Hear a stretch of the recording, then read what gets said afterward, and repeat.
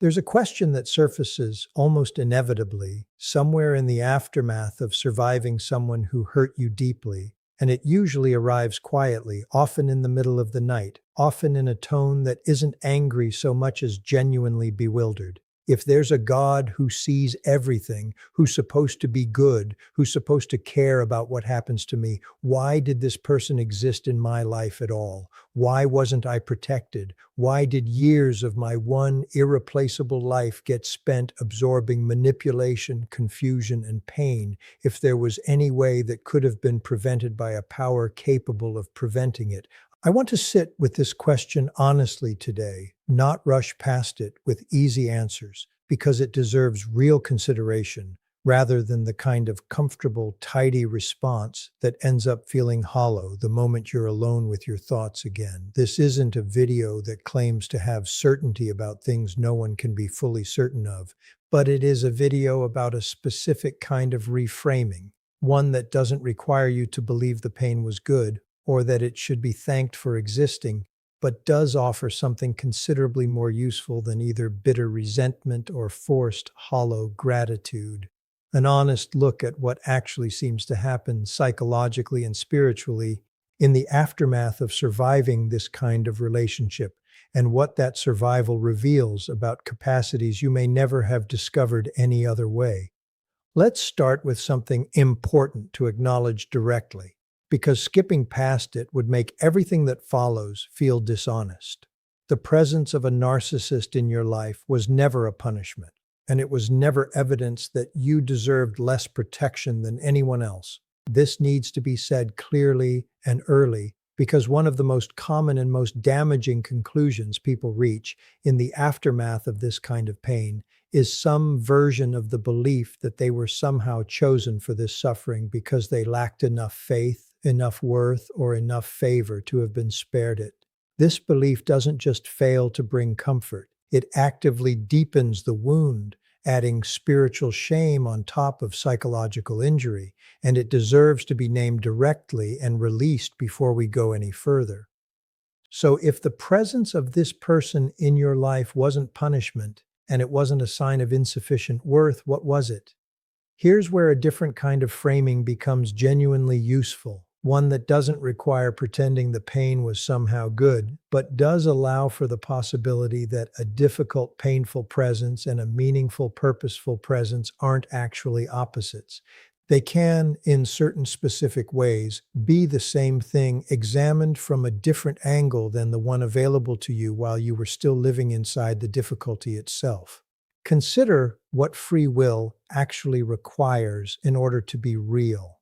If every person in your life were guaranteed to treat you with perfect care, guaranteed by some outside force to never manipulate, never deceive, never choose their own comfort over your well-being, something essential about human freedom would have to be removed in order to guarantee it.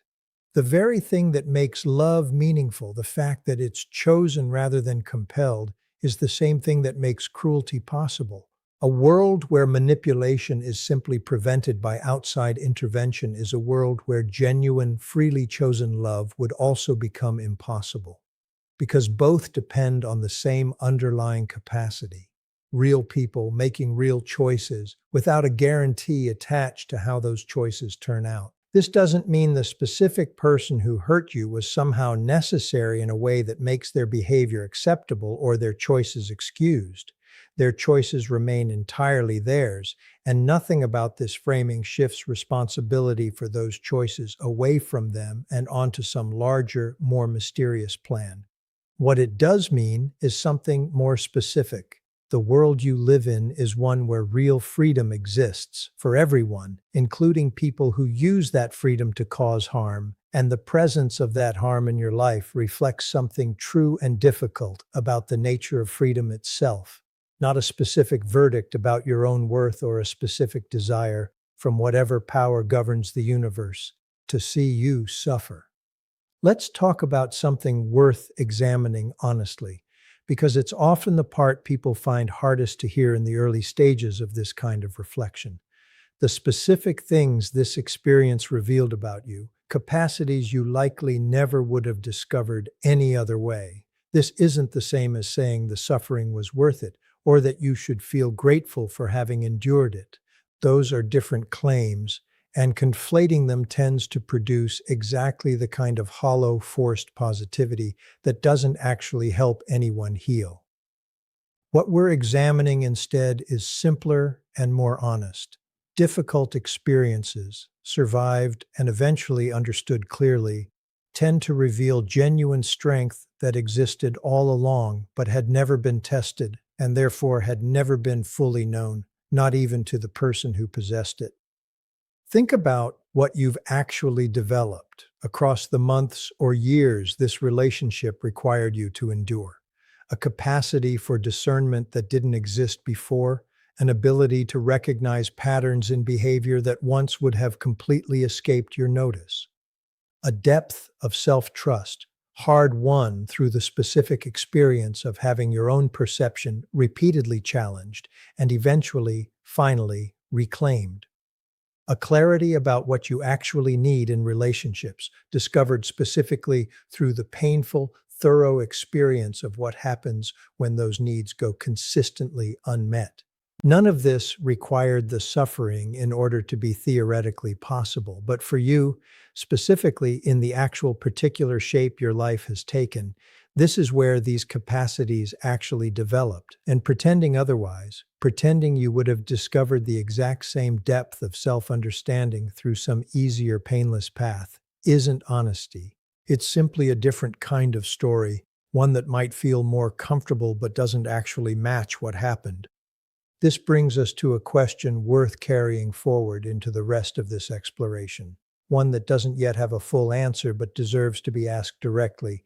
If this experience wasn't a punishment, and if real freedom requires the genuine possibility of harm existing in the world, what does it actually mean to say this experience served a purpose without falling into the trap of suggesting the pain itself was good, or that the person who caused it should be thanked for their role in producing whatever growth eventually followed?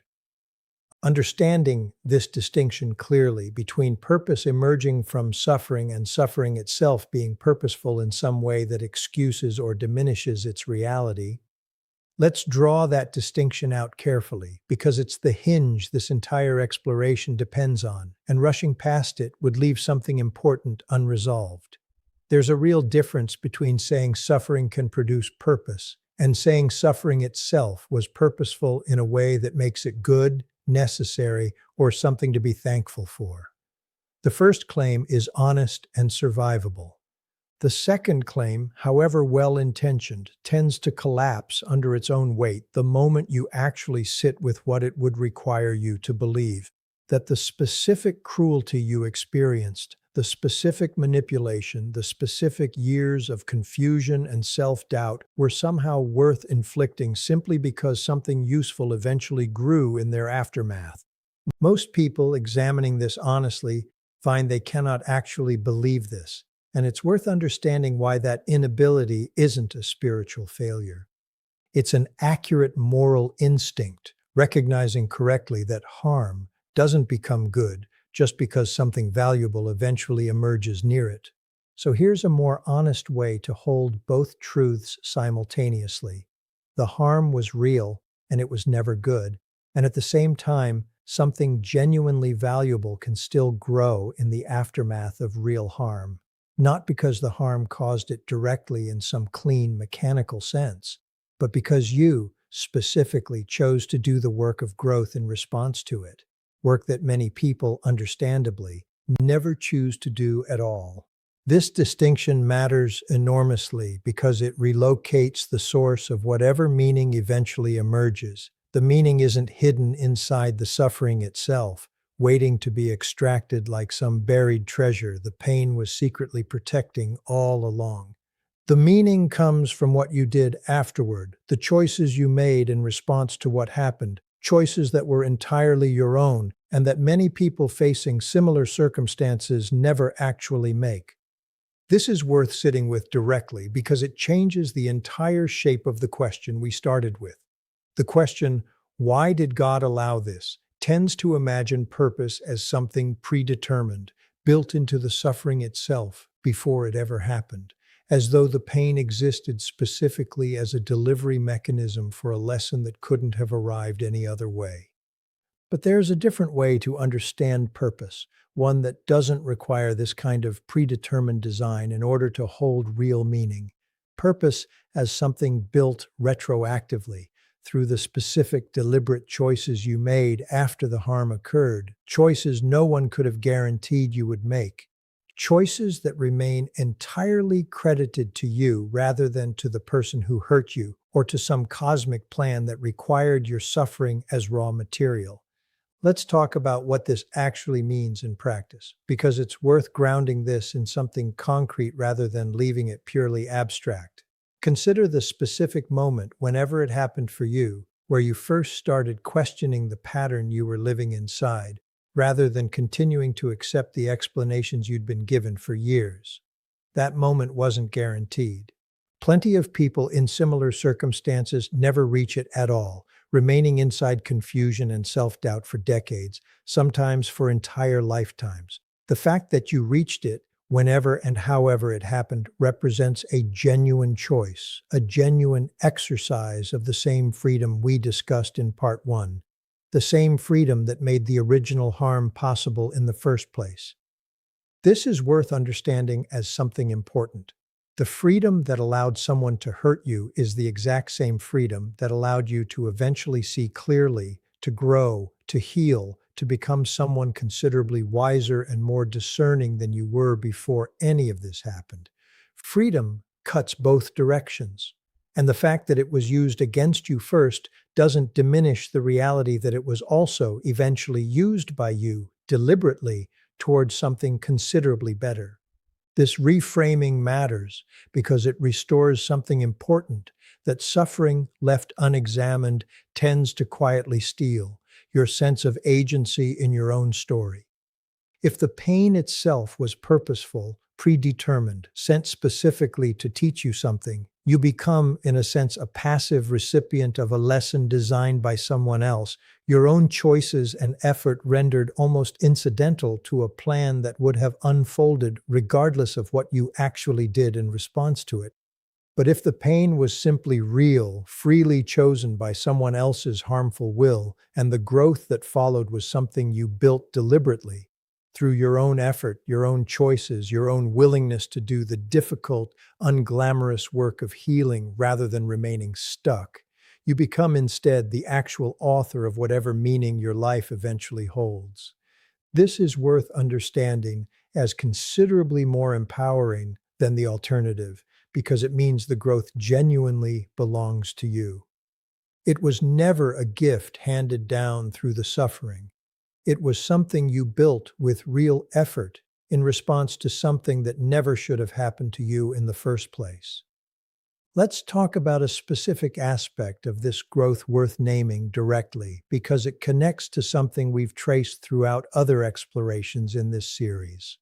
The development of discernment, specifically the capacity to recognize manipulation, dishonesty, and harmful patterns considerably earlier and more clearly than you could have before this experience. This particular capacity deserves special attention here, because it illustrates something important about how difficult experiences, survived and understood, can genuinely serve you going forward. Without this meaning, the original experience was good or necessary in some cosmic sense. Discernment, in this specific sense, isn't something most people develop through instruction alone. You can read about manipulation tactics, understand them intellectually, and still find yourself completely unable to recognize them in real time in your own life when they're actually happening to you rather than being described in the abstract. What actually builds reliable discernment in most people's genuine experience is exactly the kind of direct lived encounter you've been through. An encounter that taught your nervous system, not just your intellect, what these patterns actually feel like from the inside, what the confusion actually sounds like, what the specific texture of manipulation actually resembles when it's happening in real time rather than being studied from a safe, theoretical distance. This is a genuine capacity, one that will likely protect you and possibly protect people you love for the rest of your life. It's real, it's valuable, and it's yours now, permanently, in a way it likely wouldn't be if this specific experience had never happened. Here's what's worth understanding clearly before we move into the final part of this exploration. Acknowledging this growth doesn't require gratitude toward the person who caused the harm, and it doesn't require believing the harm itself was somehow deserved or necessary. It simply requires an honest accounting of what actually happened inside you in response to what happened to you, an accounting that gives credit where credit is actually due, to your own choices, your own effort, your own willingness to grow, rather than crediting the harm itself with producing something it never actually intended to produce and never actually deserves recognition for, regardless of what eventually grew nearby. This brings us to the final and most important part of this exploration, the one that finally addresses the question posed by this entire video's title directly. Not simply why difficult experiences can produce growth, which we've now established clearly, but specifically why a larger sense of purpose, whatever you understand that to mean in your own life and your own framework of belief, might allow real freedom, real harm, and real growth to coexist in a single story without any of these three things canceling out or excusing the others, and what this actually means for how you carry this entire experience forward from here. Let's bring this all the way home, because everything we've traced across this exploration, real freedom, real harm, and real growth existing together without canceling each other out, points toward a final understanding worth sitting with carefully. If a larger purpose exists in any of this, it was never located in the suffering itself. It was located in the kind of universe that makes genuine growth, genuine choice, and genuine love possible in the first place, a universe where nothing meaningful can be guaranteed or forced, only offered, chosen, or refused. This is worth understanding as the actual answer to the question this exploration started with, even though it's a considerably more complicated answer than most people are hoping for when they first ask it. The presence of this person in your life wasn't a specific individual decision made about you, singling you out for a particular lesson you needed to learn in a way no one else would have needed.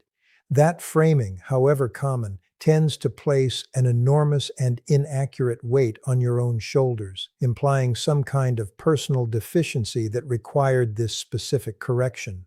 What actually seems truer, examined honestly, is something more universal and in its own way more freeing.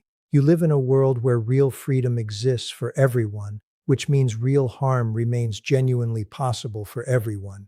And this specific harm happened to intersect with your specific life, not because you deserved it more or less than anyone else, but simply because that's what a world built on genuine freedom actually looks like when examined honestly, without pretending harm only happens to people who somehow invited or deserved it. What you actually had control over the entire time wasn't whether this person would choose to hurt you.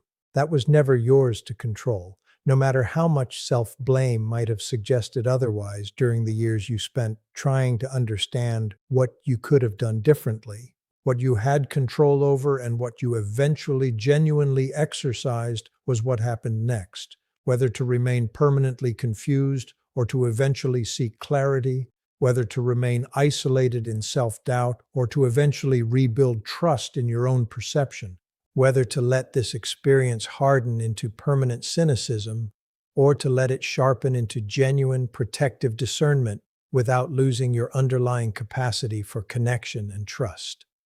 These were your choices, every single one of them, made freely without guarantee in exactly the same world that allowed the original harm to occur in the first place. This is worth naming as the deepest possible resolution to the tension this entire exploration has been sitting with. Purpose was never handed to you through the suffering, gift-wrapped, and predetermined. Purpose was something you built deliberately in response to suffering you never should have had to endure, using the same freedom that made your suffering possible in the first place, Freedom that cuts in every direction, toward harm in some hands and toward growth, healing, and wisdom in others, including eventually your own. Let's talk about what this means for how you carry this forward, because understanding this framework intellectually is different from actually living inside it day to day, especially on the harder days when old grief or old anger resurfaces unexpectedly. The framework we've built across this entire exploration doesn't require you to feel grateful for what happened. It doesn't require you to believe the person who hurt you should be thanked, forgiven in any specific way, or credited with anything they never actually intended to give you.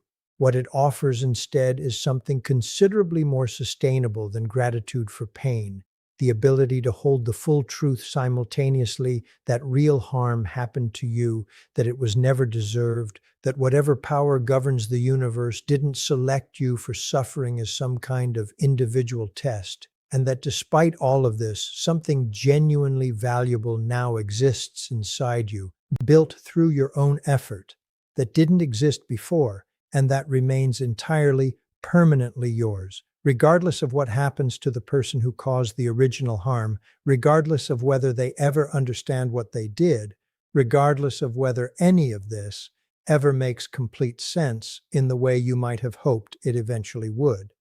This is, in the end, what it might mean to say a larger purpose was present in all of this, not a purpose that required your suffering as its raw material, and not a purpose that makes the suffering itself acceptable or good, but a purpose located entirely in what became possible afterward, in a world genuinely built to allow real growth, precisely because it's also, unavoidably, a world that allows real harm. Both of these things were always true simultaneously. Neither one cancels the other out.